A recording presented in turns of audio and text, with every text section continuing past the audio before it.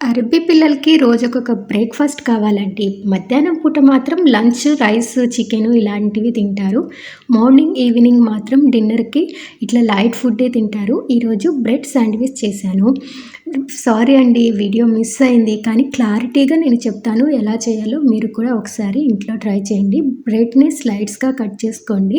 లోపల స్టఫ్ కోసం నేను క్యారెట్ తురుముకున్నాను. చికెన్‌ని బాయిల్ చేసి సన్న పీసెస్‌గా చేసుకున్నాను. మీరు మైనస్ ఉంటే మైనస్ కలిపేయొచ్చు. లేదు మైనస్ లేకుండా నేను మైనస్ ఇంట్లోనే ఎలా చేయాలో ఒకసారి చెప్తాను చూడండి. పెరుగు, గార్లిక్ మిక్సీ పెట్టండి.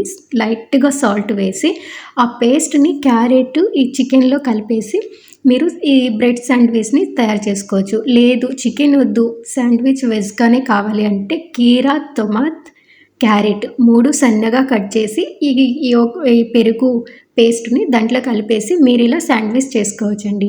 సాయంత్రం పూట పిల్లలు ఇంటికొచ్చినప్పుడు కొత్త ఐటెమ్‌గా ఉంటుంది. కొత్త రెసిపీగా ఉంటుంది. వాళ్ళు హ్యాపీగా ఫీల్ అవుతారు. ఒకసారి మీరు అందరూ కూడా ఇంట్లో ఒకసారి ఇలా ట్రై చేయండి.